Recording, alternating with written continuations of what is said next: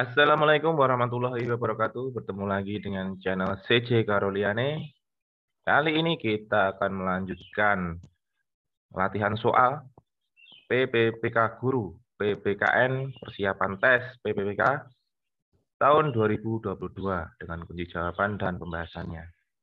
Baik, sebelum kita mulai, marilah kita berdoa terlebih dahulu. Berdoa, mulai.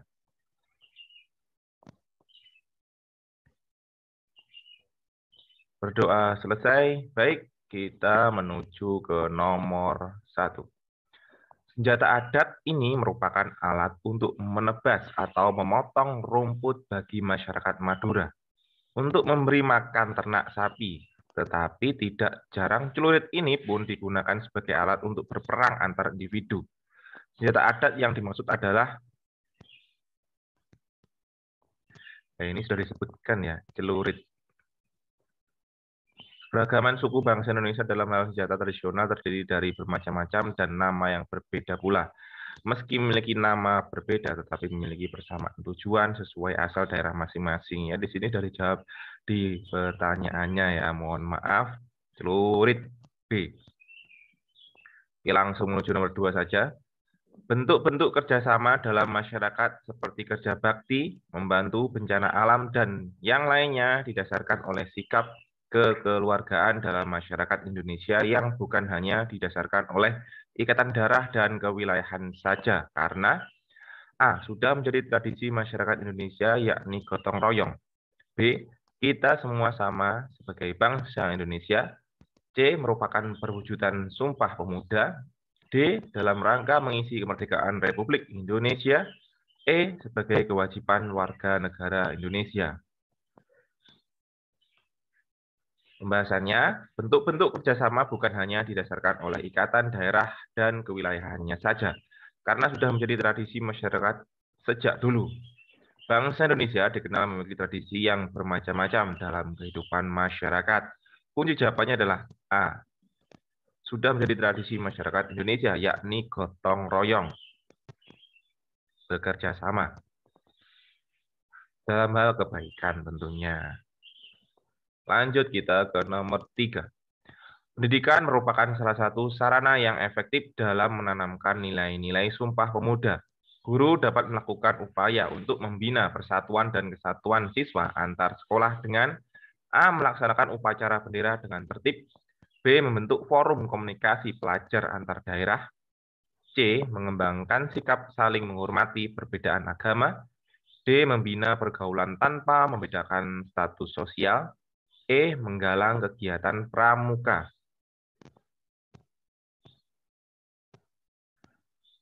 Pembahasannya salah satu proyeksi nilai-nilai Sumpah Pemuda dalam kehidupan siswa antar sekolah dengan membentuk forum komunikasi pelajar antar daerah. Dengan adanya komunikasi, maka segala permasalahan yang mungkin timbul akan dapat diminimalisir. Kunci jawabannya adalah B. Membentuk forum komunikasi pelajar antar daerah. Nomor 4, Pasal 36 Undang-Undang Dasar Negara Republik Indonesia tahun 1945 berbunyi bahasa negara adalah bahasa Indonesia.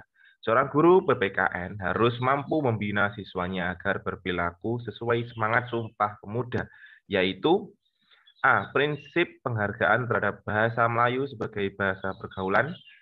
B. Prinsip multikultural dalam berkebudayaan dan berbahasa. C. Prinsip pengakuan dominasi kebahasaan Melayu di sekolah.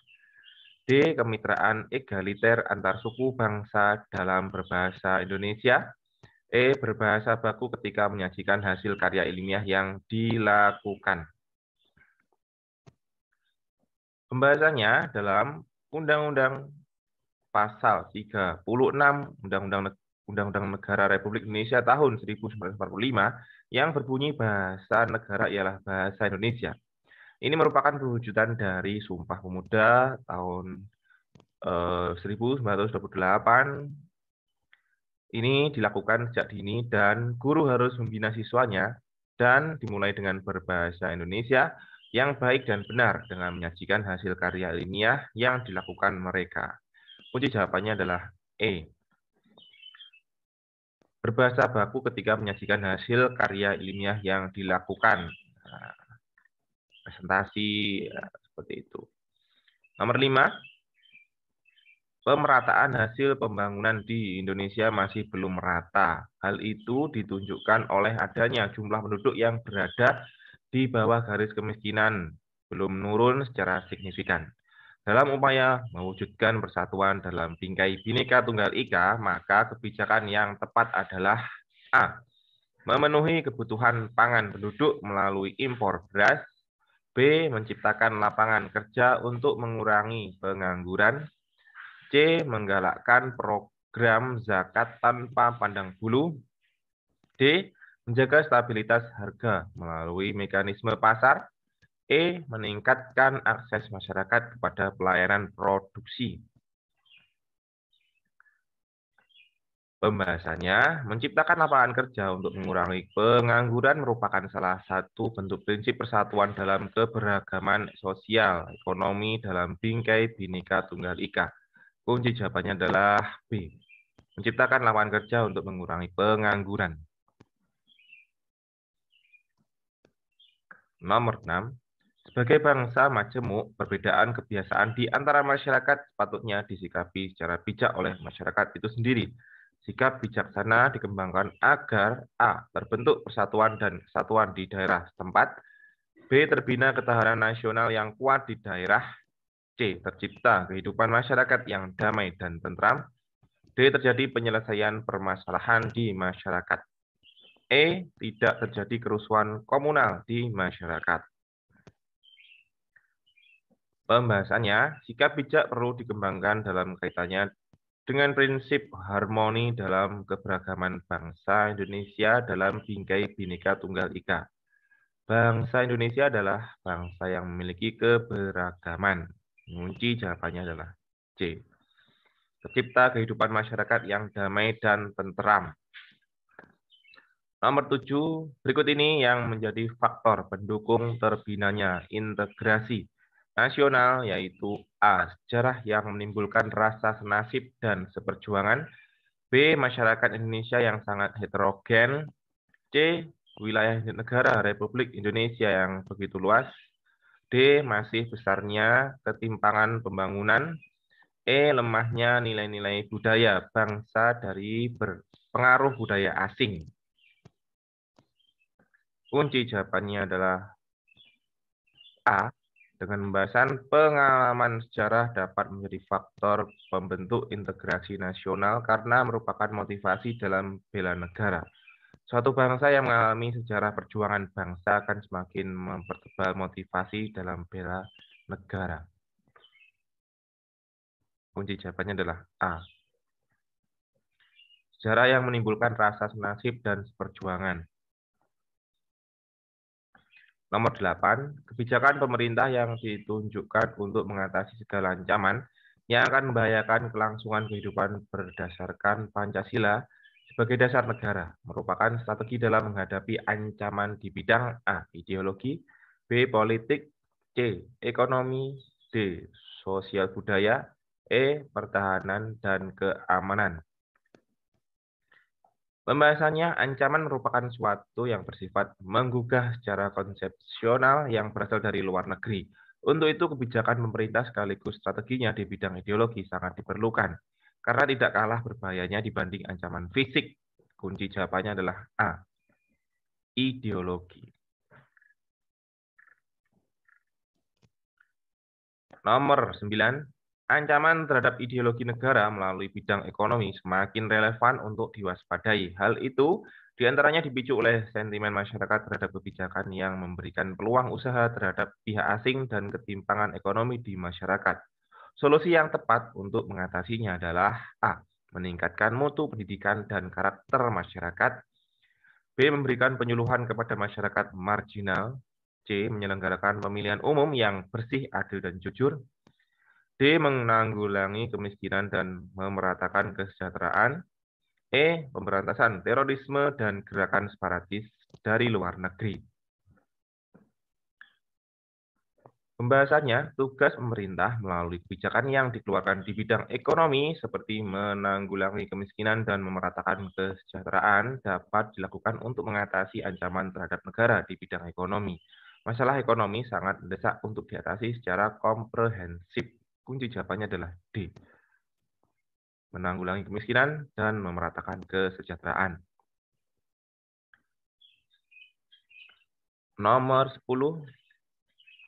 Teknologi informasi telah menghadirkan media massa yang dapat mempengaruhi pola pikir karena dapat menggiring opini masyarakat yang memberikan implikasi ideologis, yaitu A. Mudah terpengaruh oleh hal-hal yang berbau barat, B. Kehilangan arah sebagai bangsa yang memiliki jati diri, C. Lenyapnya identitas kultural nasional dan lokal, D. Hilangnya semangat nasionalisme dan patriotisme, E. Cenderung pragmatisme dan keinginannya serba instan. Pembahasannya, pengaruh media sosial dewasa ini sangat luar biasa. Beredarnya hoaks dapat mempengaruhi pola pikir masyarakat dan menggiring opini yang berimplikasi ideologis. Hal ini dapat menyebabkan bangsa Indonesia kehilangan arah sebagai bangsa yang memiliki jati diri. Ini sangat membahayakan dan harus segera diatasi. Kunci jawabannya adalah B. Kehilangan arah sebagai bangsa yang memiliki jati diri.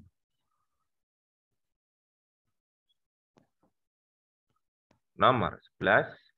Kurikulum mata pelajaran PPKN memuat tentang pengetahuan kewarganegaraan, civic knowledge, keterampilan kewarganegaraan, civic skills, dan karakter kewarganegaraan, civic disposition. Analisis hukum yang digunakan ketika membicarakan tentang A. Peranan partai politik dalam penyuluhan hukum di masyarakat, B. Penyelenggaraan otonomi daerah berdasarkan undang-undang, C. Pengaruh struktur sosial terhadap kesadaran hukum masyarakat, D. Fungsi legislasi yang dimiliki oleh Dewan Perwakilan Rakyat, E. Hambatan kultural dalam membangun sistem hukum nasional. Pembahasannya, kurikulum mata pelajaran PPKN, kajiannya memuat tentang pengetahuan kewarganegaraan, keterampilan kewarganegaraan, dan karakter kewarganegaraan. Dalam konteks teori hukum, misalnya mata pelajaran PPKN mengkaji tentang penyelenggaraan otonomi daerah berdasarkan undang-undang. Otonomi daerah akan dikaji dari aspek hukum, baik landasan maupun dalam praktik penyelenggaraan dari perspektif yuridis. Kunci jawabannya adalah B. Penyelenggaraan otonomi daerah berdasarkan undang-undang. Nomor 12. Pak Iqbal akan mengajar PPKN dengan indikator pencapaian kompetensi, mensintesiskan kewenangan ke lembaga-lembaga negara menurut Undang-Undang Dasar Negara Republik Indonesia tahun 1945. Model pembelajaran yang tepat adalah A. Simulasi, B. Debat, C. Diskusi, D. Ceramah, E. Praktik. Pembahasannya, guru PPKN harus mampu memilih model pembelajaran yang tepat agar ketercapaian kompetensi pembelajaran dapat tercapai dengan baik. Pada prinsipnya, tidak ada model pembelajaran yang terbaik, karena model yang dipilih sangat tergantung dari kompetensi yang akan dicapai. Untuk indikator pencapaian kompetensi, menganalisis nilai-nilai Pancasila dalam kerangka praktik penyelenggaraan pemerintahan negara, model pembelajaran yang tepat yaitu diskusi. Jawabannya adalah C.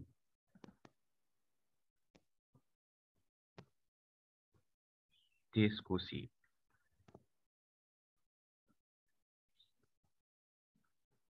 Selanjutnya nomor 13. Para pemuda telah membuktikan peranannya yang sangat monumental dan bersejarah dalam meletakkan dasar yang kokoh bagi terbentuknya Indonesia merdeka, yang dibuktikan dengan lahirnya Sumpah Pemuda tahun 1928. Pengembangan materi pembelajaran yang mengarahkan pada integrasi nasional pada masa sekarang berupa A. Pilihan politik identitas menjadi ajang pertarungan ideologi. B. Pilihan politik bersifat sementara untuk memenangkan pemilu. C. Pemilu merupakan ajang adu argumentasi dan program pembangunan. D. Tokoh politik mengemukakan janjinya untuk menarik pemilih. Banyaknya partai politik, simbol keberhasilan demokrasi. Pembahasannya materi PPKN dapat berupa pengembangan dari pengetahuan kewarganegaraan, civic knowledge yang dikembangkan oleh guru dalam pembelajaran. Salah satu materi yang dikembangkan guru dalam pembelajaran PPKN yaitu tentang Sumpah Pemuda tahun 1928. Pada kajian materi ini dijabarkan tentang peran pemuda dalam meletakkan dasar yang kokoh bagi terbentuknya Indonesia merdeka. Pengembangan materi pembelajaran yang dapat mengarahkan pada integrasi nasional pada masa sekarang dapat berupa pemilu, merupakan ajang adu argumentasi dan program pembangunan. Kunci jawabannya adalah C. Pemilu merupakan ajang adu argumentasi dan program pembangunan.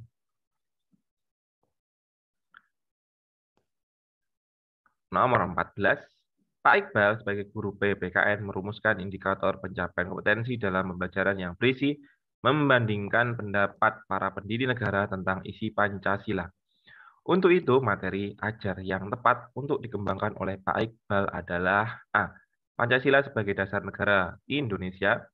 B. Perumusan dasar negara oleh BPUPKI. C. Pendapat para pendiri negara tentang Pancasila. D. Perumusan dasar negara dalam sidang Panitia 9.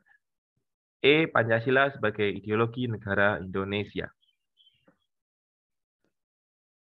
Pembahasannya, dalam pengembangan bahan ajar, guru PPKN harus memperhatikan kesesuaian antara materi yang dikembangkan dengan indikator pencapaian.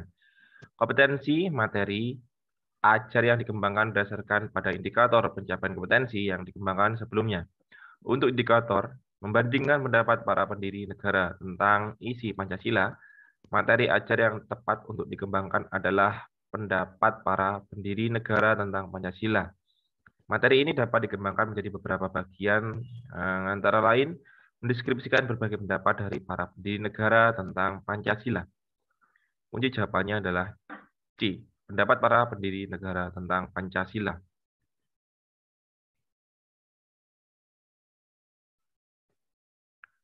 Nomor 15. Pak Bakri meminta peserta didik untuk mempresentasikan hasil telaah tentang akibat pelanggaran lalu lintas melalui metode diskusi. Dalam hal ini, langkah awal yang dilakukan dalam pembelajaran adalah A. Membagi kelas menjadi beberapa kelompok. B. Meminta peserta didik mengidentifikasi masalah. C. Mencari contoh-contoh pelanggaran lalu lintas. D. Melakukan investigasi ke lapangan secara berkelompok. Menyimpulkan hasil investigasi yang sudah dilakukan. Pembahasannya, setiap model pembelajaran guru memiliki langkah-langkah atau sintak baku yang diterapkan dalam pembelajaran.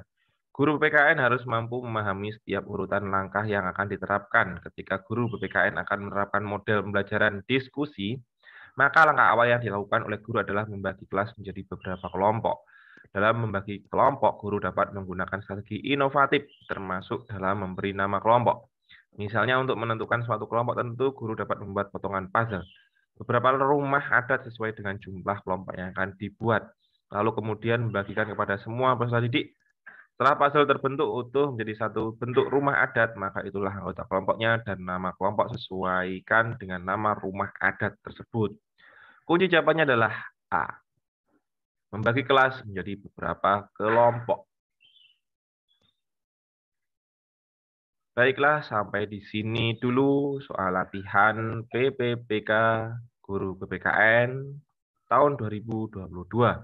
Semoga persiapan kita bisa maksimal untuk menyambut datangnya seleksi PPPK 2022. Terima kasih, sampai berjumpa di video selanjutnya. Saya ucapkan wassalamualaikum warahmatullahi wabarakatuh.